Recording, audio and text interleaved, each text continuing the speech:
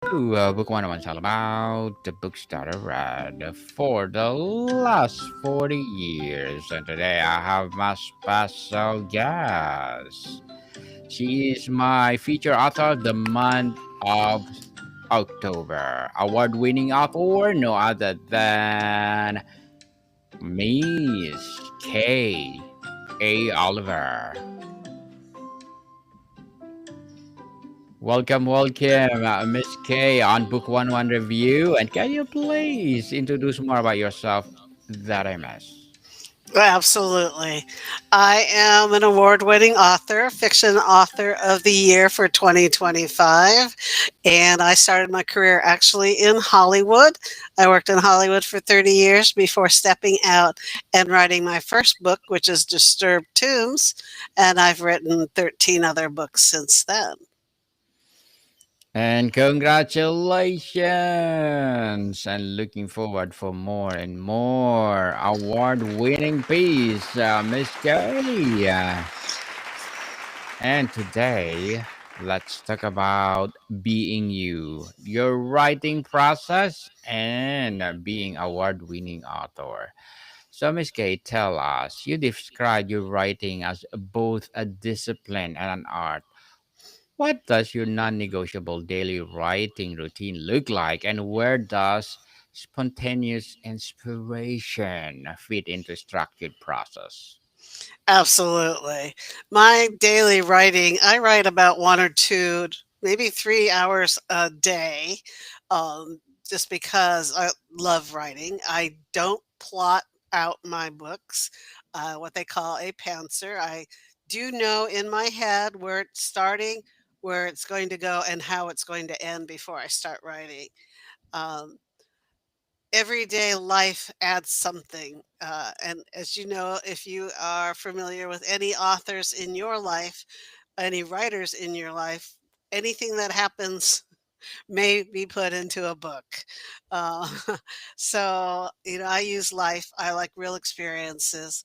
My characters are based on good friends.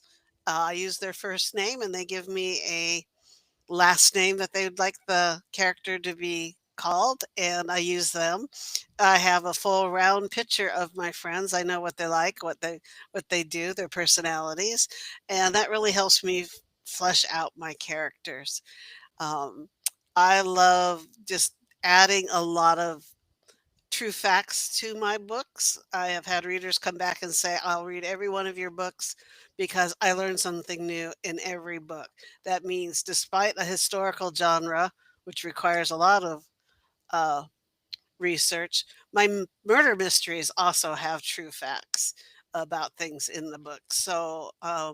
I love doing the research part of it as well. Interesting, Miss K. Looking back at your acclaimed work, is there a particular chapter or passage you knew was something special as you writing it? Can you describe the feeling of creating something you sense was truly exceptional? Yes, sometimes even when I go back and read my own writing, because I get so into the zone that I'm a little astonished that that's something I wrote. In the sense of, wow, that's really worded well, or attacks a subject very easily. It's not overpowering. It's not lecturing the reader. It is something that you're reading along and you're thinking, wow, would I have handled that situation that way? And that is often how I write. I kind of get into the journey that I'm writing. I'm going along the journey with my characters. So when I wrote my first book, Disturbed Tombs, I really was somewhat astonished when I look back at it that it was not an easy book to write. I didn't know that at the time, so that's good. But you had to go back and forth between different centuries and different times that were happening. And to put that together in a book is not as easy as just fleshing out a book that's, today and happening now. And that book won 4 awards. So for a first book, that's a pretty astonishing accomplishment. How do you navigate the ugly first draft? Do you embrace the mess, writing freely, or are you a meticulously editor as you go, ensuring every sentence is polished before moving forward? Absolutely not, and you can guarantee with my editor, I do not polish. Um, I have writing tips on my website, and one of the things that I say about that is just write. Just free flow write as things come up. You can always change things later. If you think, oh, that scene should have been earlier or that scene should be later, you can do that very easily.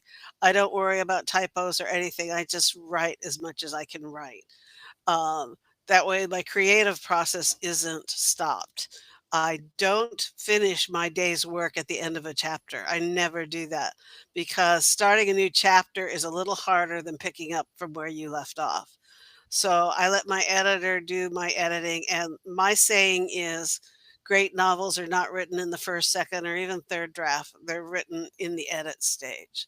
So that is where I leave that part of it to perfecting the book. And my original writing is just get it down and get the writing down.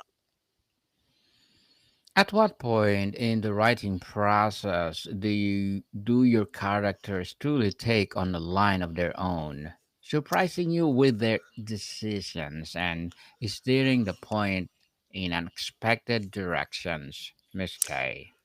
They come alive pretty quickly for me because I can see them. I think my experience in Hollywood lets me envision what I'm writing.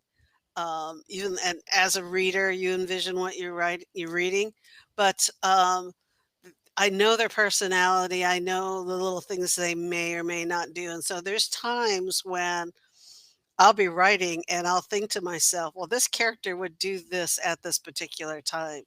And I throw it in, and it might not have anything to kinda do with the scene. It might be, they crack a joke at a most in an inappropriate time, or, they decided they're hungry and their stomach's growling and they're gonna go get their favorite food.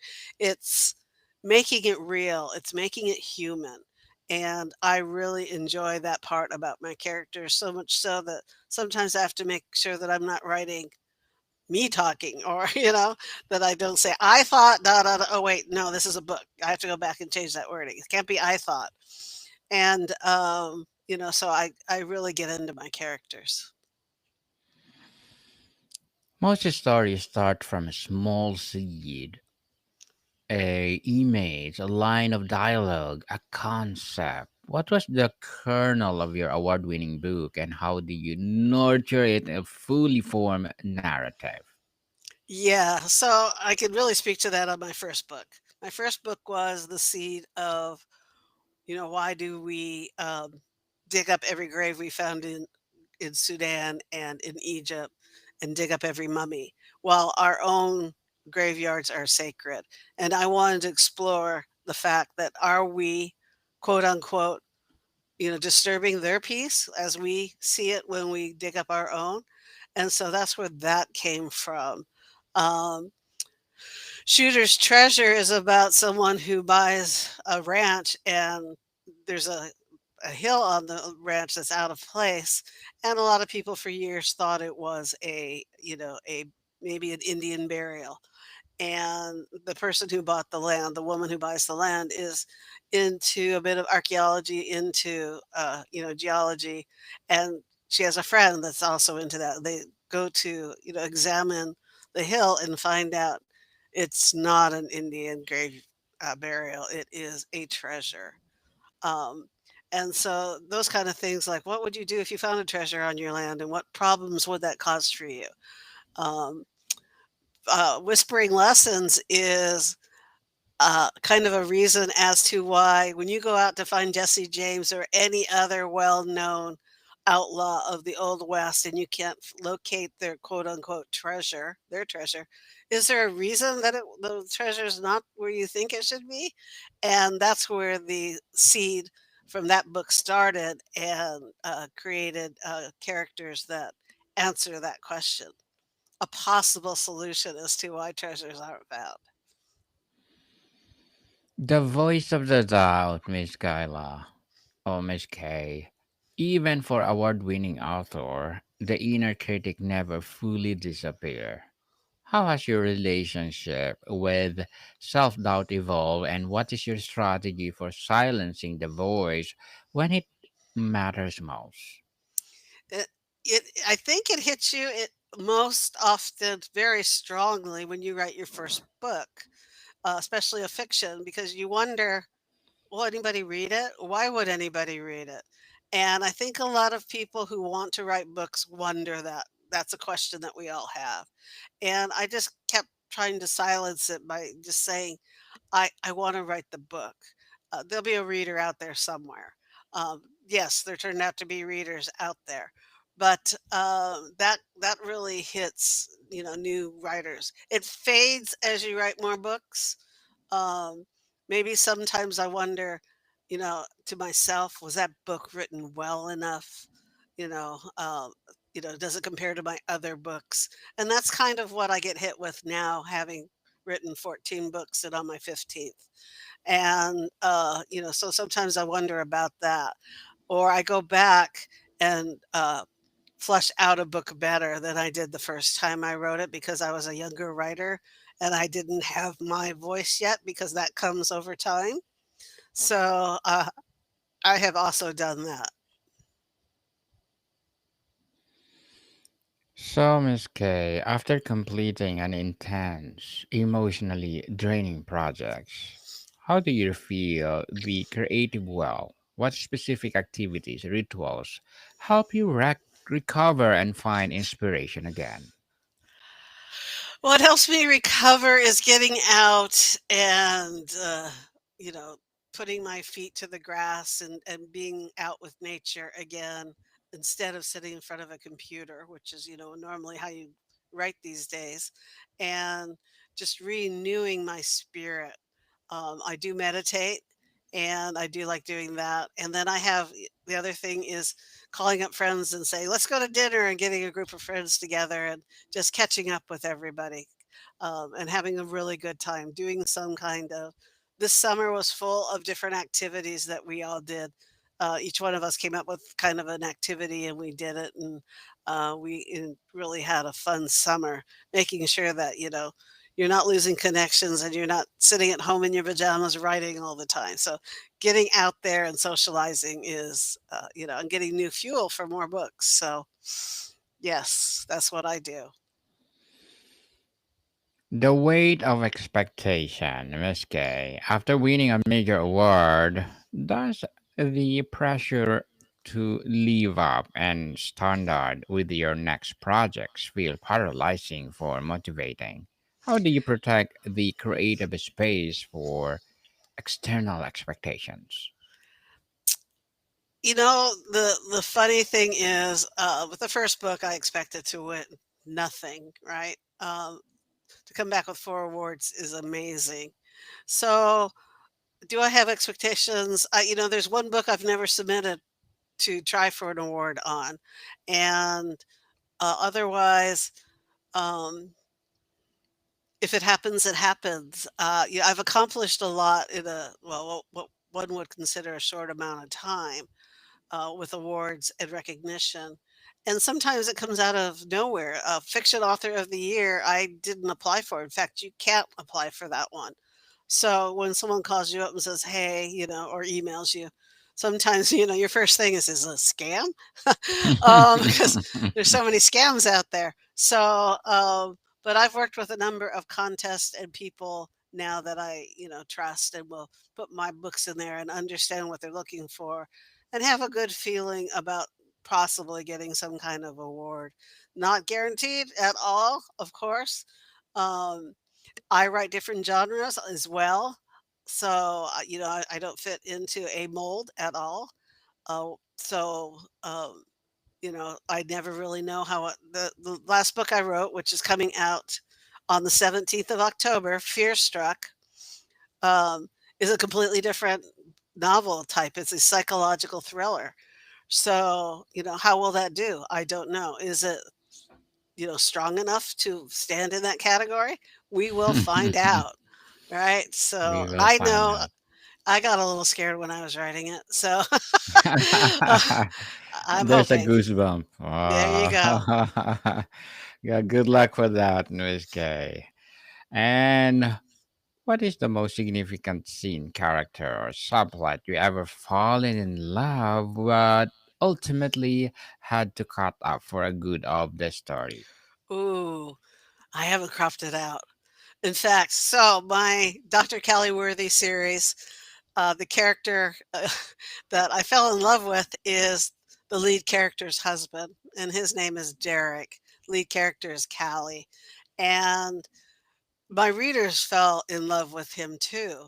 Um, so one of the books is more his story than the other 3 in that series, and I spent a little time with Derek.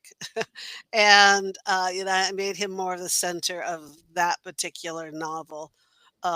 Still having, Callie involved and the things that she works on as an archaeologist, but, I almost feel sad when I finish writing one of those books because I have to leave the characters behind for a while until I write the next one.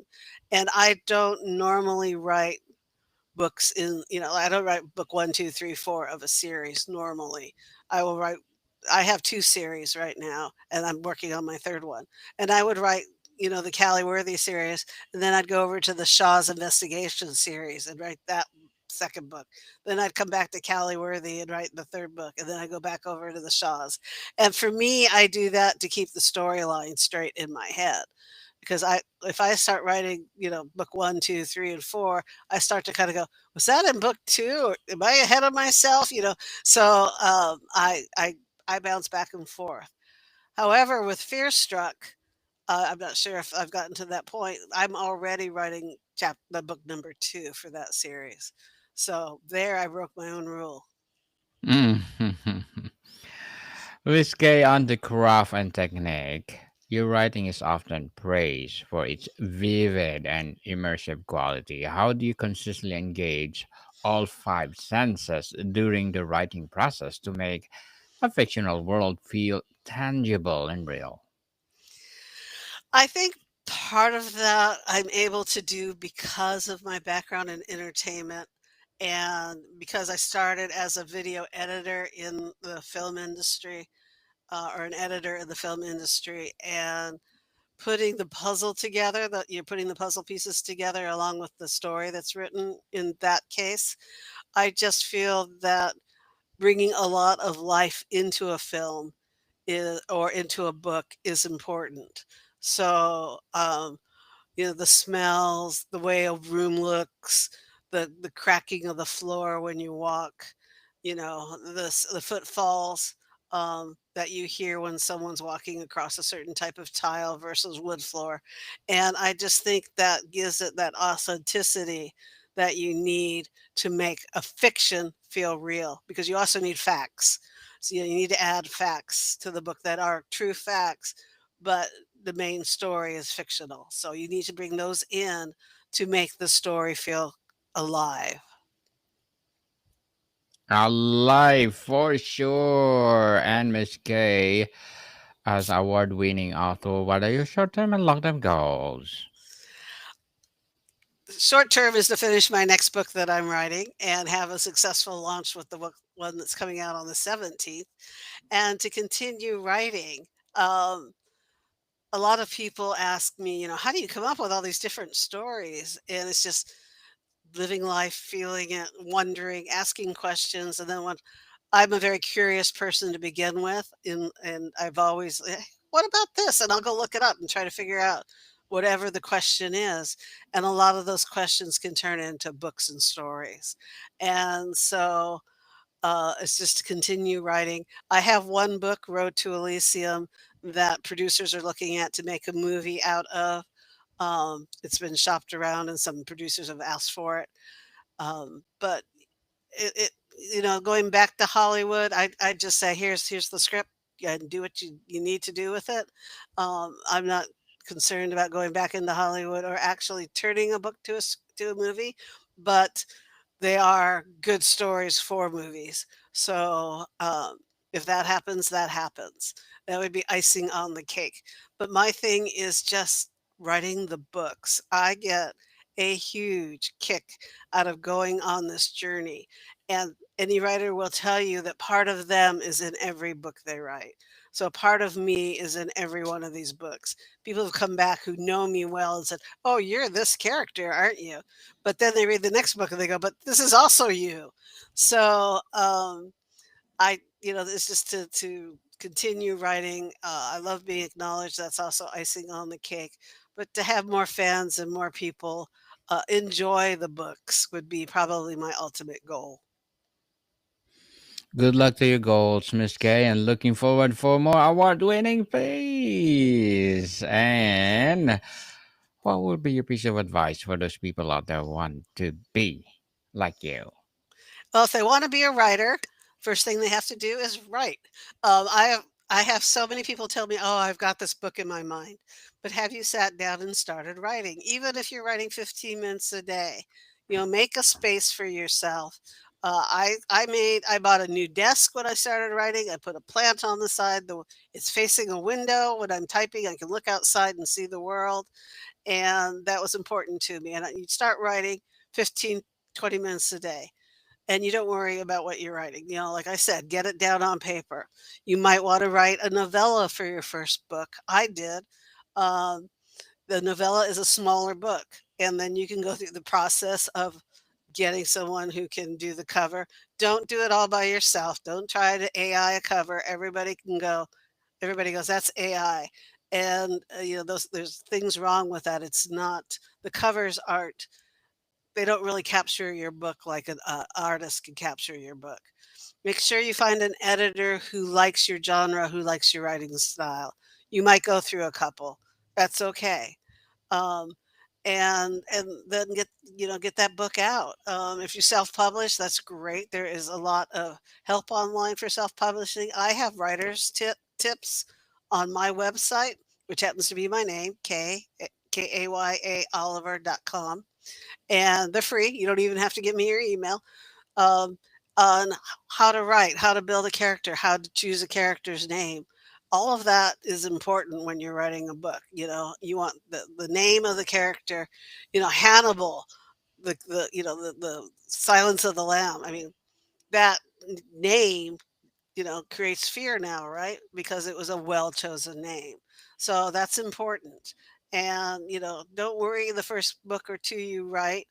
um, if you want to find a publisher, then that's a lot harder work. Get ready for rejections. You have to learn how to write a query letter. You need to find out when they are taking queries, meaning taking on, reading books and things. And then, get your books out there. Don't be afraid of, going back and, making them better if you write in the second, third, or fourth book, because your first book won't, may not be your best. Um, so, make sure that you have people surround you who will encourage you. Get rid of those naysayers. But the main thing is start writing. You have to get disciplined in writing and getting it down. And if you're a plotter, then write out what you need to do in the book. If you're like me, just start writing. So that is my advice. Well, thank you for the empowering advice, Miss K. And can you please recommend a book or books that influence your journey? Uh, that influenced my journey? Well, I'm a big Clive Clusler reader, so he does the Jack Ryan series. I really like his books because he doesn't spend tons of time describing a scene. Like Dean Koontz spends a lot of time describing a scene, and I'm ready to move. I'm ready to see the action. So my books are full of action, regardless if they are a cozy mystery, a psychological thriller, or historical fiction. I like action. So my books are full of action. Love's Calculating Risk is an action book. Some people try to say it's a romance book because they get together at the end, but it's a woman doing the action and taking on a cartel and a old coworker that screwed around with the books and trying to save a client of hers. So action, action, action is my thing. So that's where I tend to write into all of my books. Thank you for the recommended book, Miss Kay. And before we wrap up our discussion for today, I'm inviting you to please do listen to my other podcast, people. My other podcast, because my abstract essay is already in fifth season, abstract poetry in second season, and my book 101 review in fifth season too. Comedy 101 in second season, and my food 101 in fifth season as well. Geography 101 fourth season, and my baby podcast.